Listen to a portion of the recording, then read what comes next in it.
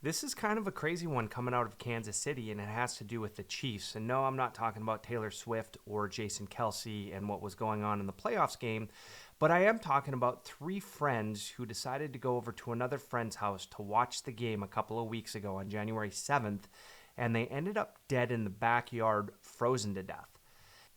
Now, there's a lot going on with this case, and I'm going to start with my meter for BS is going off really hard.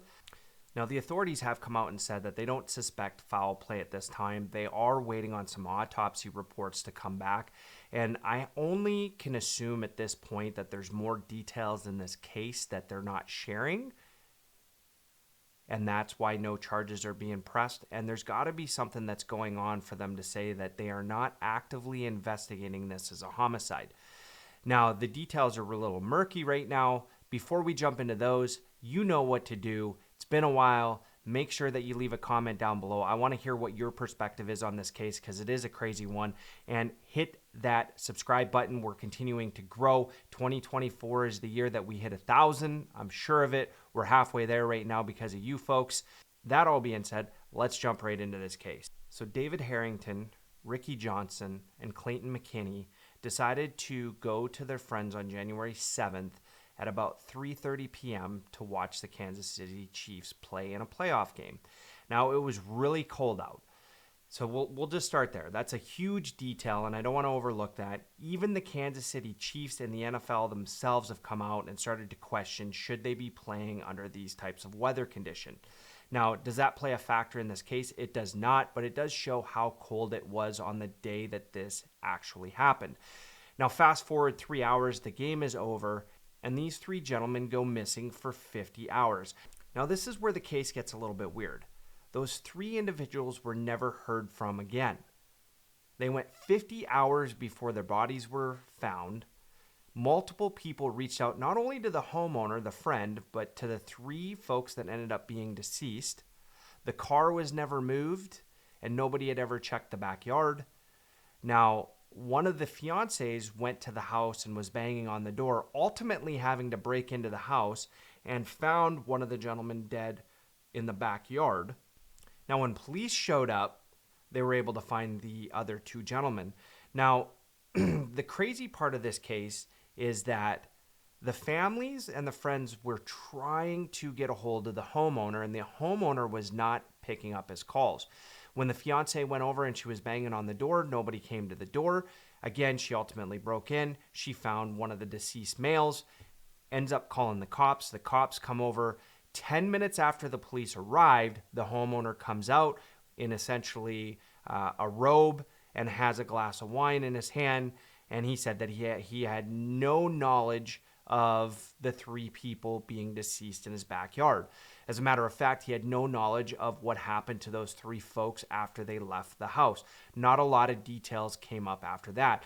Now, here's where it gets really interesting, is that the authorities right now are saying that they're not investigating this as a homicide. So I do have to ask, is this one of those cases that the authorities are just not releasing a lot of information because they want to build a case against the homeowners, or do they actually believe that nothing happened?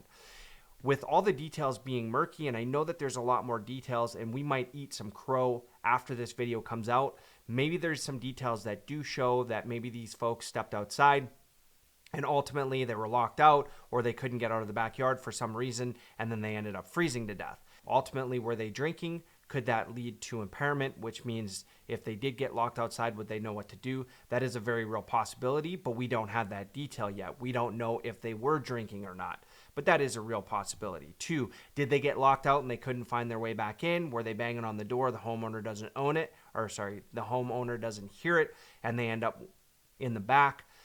One of the rumors that are out there is that all three died at the same time. Now, I didn't hear that directly from the authorities, but I did see that in the timeline, so I'd have to assume that that did come from the authorities themselves, that they all passed away around the same time, which that's really suspect. Another detail is that they had to have gotten to the house somehow. What happened to the vehicles? Right now, the rumors are the vehicles were out front still, and that would allude to a homeowner. If they came out and they saw their friend's vehicle still there, wouldn't they want to know why the vehicle was still there? Now, that doesn't make the homeowner guilty by any means. The lawyer did say for the homeowner that they didn't notice that there was anybody in the back and there was no reason for them to be in the back. There was some rumors that the homeowner would have to let their dogs out. The homeowner has said that the dogs were at his parents' house at the time, I think specifically his dad's house, so that there was no dogs. No dogs were going into the back. I think that would be a pretty big detail for the police as well when they would go to the house to make either some sort of accusation towards the homeowner or an arrest if they were seeing that there were markings of dog paws in the back. So those are all details that we're going to have to wait for.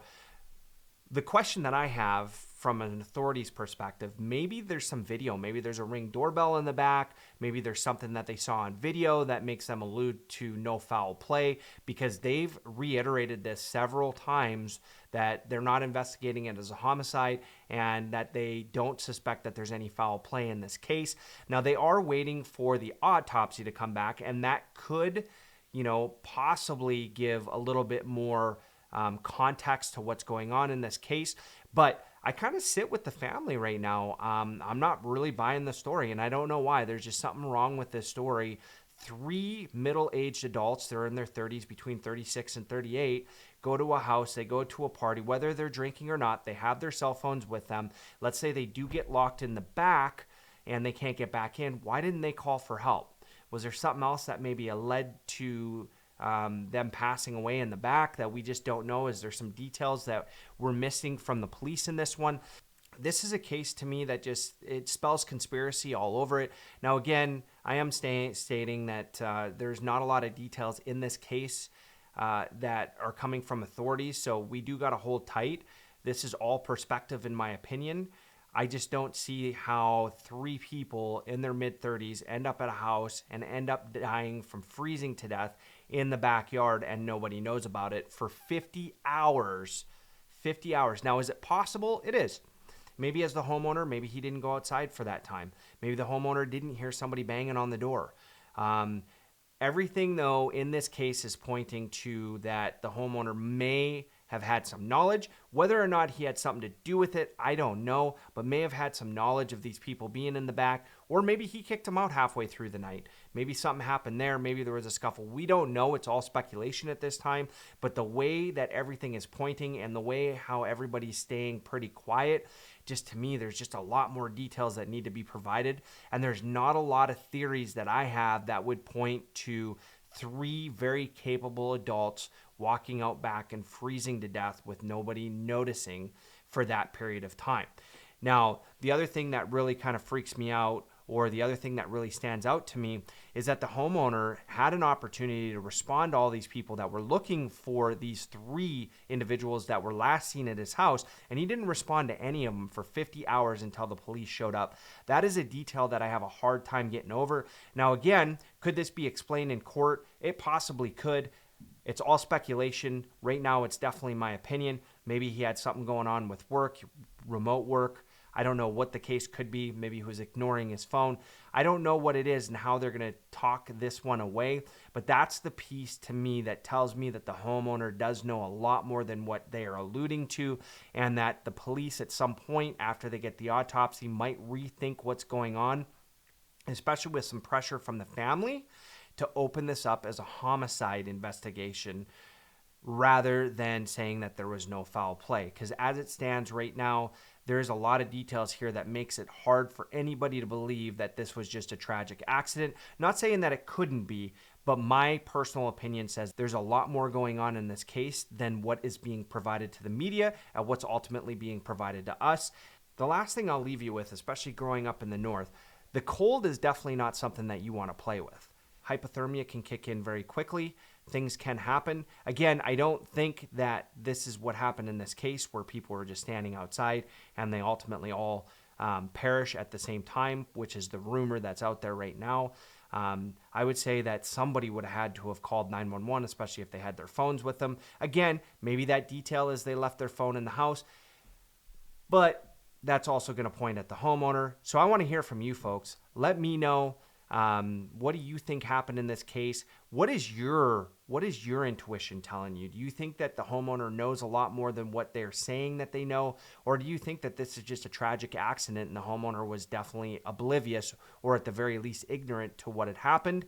And did it contribute to the death of these three people? So that being said, if you've been with me this long, make sure you hit that subscribe button down below. For all you folks that are my returning viewers, I appreciate everybody reaching out. I know it's been a while since we did our last video. We did do an emergency trip to Canada, had a family member that passed away, and we had to go tend to that. I also spent some time with my grandmother who is in a home. I do have a story coming for you in that one in a video that's going to come up. But for all you other folks, if you're new here, hit that subscribe button, leave me a comment down below, and we do appreciate the outpouring of support in the last month. I do promise you we'll bring some more consistency to our videos as we did in the past. They might not be every week, but I will definitely be bringing some videos a couple of times a month. That being said, I'm your host, Tim Stolberg. I am over and out.